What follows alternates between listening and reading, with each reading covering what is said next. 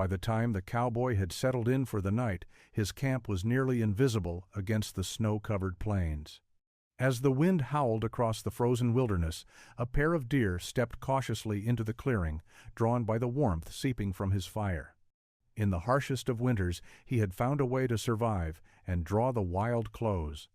Before we saddle up and ride into the full tale, let us know where you're watching from, and if frontier stories speak to your soul, don't forget to tip your hat and subscribe for more wild stories from the edge of the world.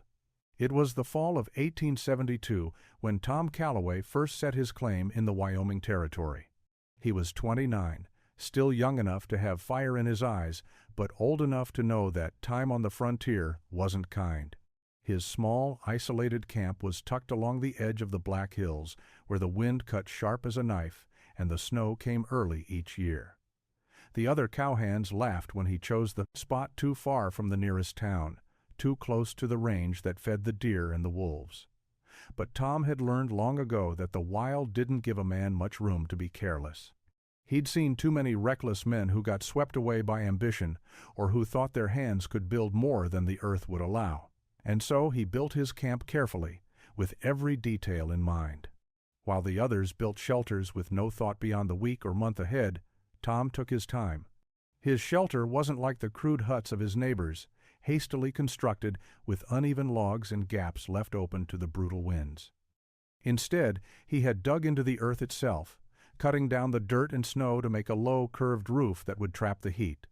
A log wall sheltered him from the worst of the wind, but the rest of the structure, well, it was an invention all its own.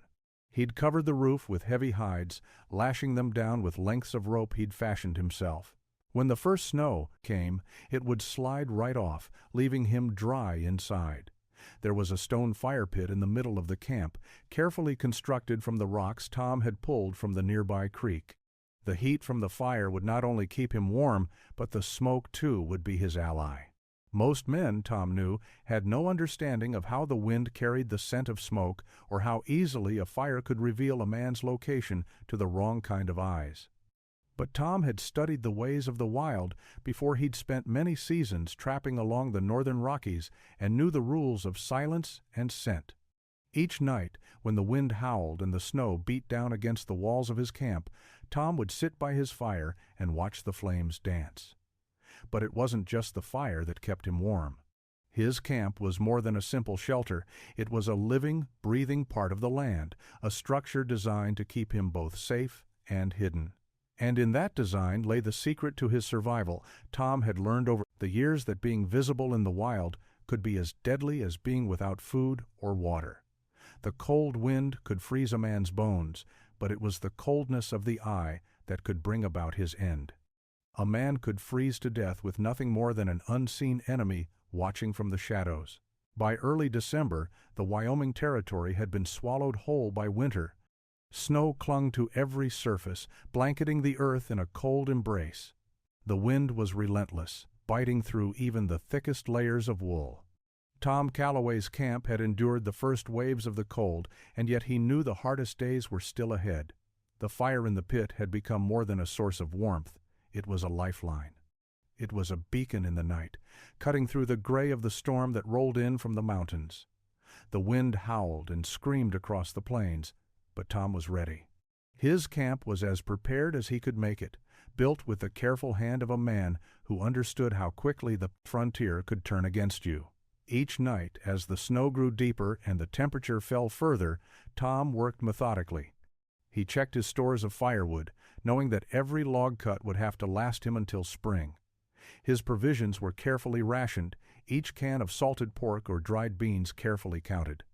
The last thing Tom wanted was to be caught unprepared when the snow reached its peak. For all his careful planning, there was one thing: Tom couldn't control the wildlife. In these parts, the animals weren't just an inconvenience. They were a constant threat to survival. Deer, elk, even wolves, all roamed the hills, searching for food to sustain them through the winter. But Tom had his own way of dealing with the creatures of the wild. He'd been hunting since he could walk, and though he didn't mind the occasional deer for stew, he was more interested in the land's ability to provide, even in the worst conditions. That was where his camp came into play.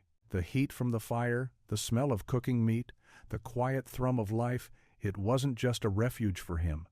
The animals, too, were drawn to it. It was as if they could sense something more than the typical human presence in the wild. Tom's camp, with its carefully constructed barriers of wood and earth, blended so seamlessly with the land that the creatures didn't shy away. They were curious, driven by a hunger that didn't stop for winter. One evening, as Tom stirred a pot of stew, he heard the soft crunch of hooves in the snow.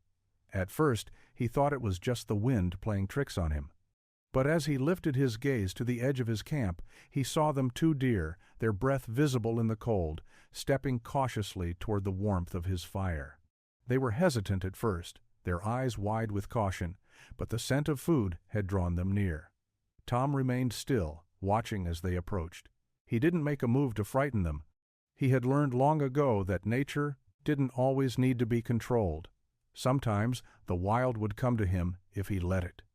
Slowly, as the deer neared, he reached for the small rifle resting by his side, but he didn't raise it. He didn't need to. The deer were here, and for now, that was enough. The days had grown shorter, the nights colder, and Tom's camp, though hidden and sturdy, was starting to show the strain of constant winter. The snow was no longer a soft blanket but a relentless force that made even the simplest tasks feel like a battle. Every morning, Tom would dig out the fire pit from the snow, the flames licking the air like hungry wolves, eager to escape into the freezing world. Yet, despite his efforts, there was a quiet, gnawing uncertainty in him now. Each day, the wind howled louder, battering the sides of his shelter. The smoke from his fire, which once rose gently into the air, now whipped in unpredictable patterns, pulled by gusts that seemed intent on revealing his camp to anyone who might be out there, whether it was a passing hunter or worse, a band of outlaws looking to take advantage of the isolation. Tom could feel the cold creeping in at the edges. He had packed his shelter with hay, animal hides, and even dried moss to create a barrier against the wind. Still, the cold seemed to find its way in, like a thief sneaking through the cracks. Each night, Tom would bundle up tighter in his blankets, curling into himself to conserve what little warmth he could. The fire never stayed strong enough for long, and there were times when he would have to stoke it with what felt like the last of his firewood, just to stave off the biting frost. Despite the hardships, Tom found a strange comfort in the quiet, in the solitude. It wasn't loneliness that kept him awake at night, but a deep awareness of the forces at play around him. In the wilderness, everything was connected. The cold, the snow, the animals, they all had their place in the world, and Tom was merely a part of it. The land was unforgiving, but it had a raw beauty to it that he couldn't ignore. He wasn't just surviving, he was learning. That afternoon, Tom made a decision. The deer he had seen the night before, drawn to the warmth of his camp, had given him an idea.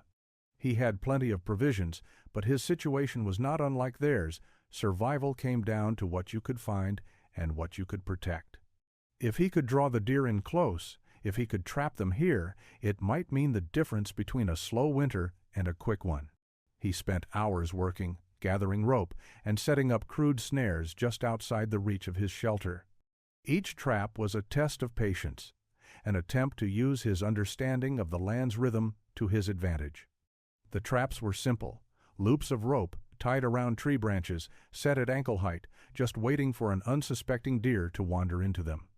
The woods had their own way of telling time, and Tom was learning to listen. As the sun set, Tom returned to his fire, the crackle of the flames masking the anxiety in his chest. Tomorrow would tell him if his plan would work. The morning broke cold and still, with the sun barely piercing the haze of clouds that blanketed the sky. Tom woke early, as he always did, his bones aching from the constant chill of the long nights.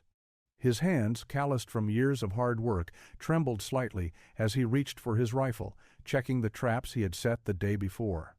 The snow, fresh and untouched, lay heavy around his camp, a stark reminder of how unforgiving winter could be. He moved quietly, careful not to disturb the delicate balance of his surroundings. The wind had died down overnight, leaving a silence that felt almost unnatural. Even the animals seemed to be holding their breath, waiting. Tom knew this was a sign of brief respite before the worst of the storm. He walked through the snow, his boots crunching underfoot, toward the line of traps he had set. The first snare was empty, just as he expected. He checked the others with the same result. By the time he reached the last trap, his patience was wearing thin. This was the hardest part of survival, the waiting. The moments between setting the trap and seeing its success or failure were the longest of all. Tom knew that no matter how careful he was, there would always be days like this. Days when nothing seemed to go right, when nature refused to cooperate. Then, as he reached the last trap, his heart skipped a beat. There, tangled in the rope, was the deer from the night before. The creature was caught, but not badly, just enough that it couldn't break free. Its eyes were wide with fear, its breath visible in the cold air. Tom's heart went out to it, but he couldn't afford to feel sorry for the animal. In the wild, survival meant sacrifice. He knelt down slowly, keeping his distance, the rifle still resting across his back. He needed the deer for food, but the real prize would be in what he could learn from the creature's struggle. This was how the land worked, a delicate dance of life and death, each step a lesson in how to live. Tom approached carefully, his hand reaching for the rope that held the deer in place. The animal trembled, but didn't struggle. It had given up, accepting the inevitable. He untied the rope, setting it free with a final tug. The deer took a hesitant step backward, still wary of him but grateful for its newfound freedom. It didn't run, though just stood there, its eyes locked onto his. For a long moment, Tom and the deer stared at each other.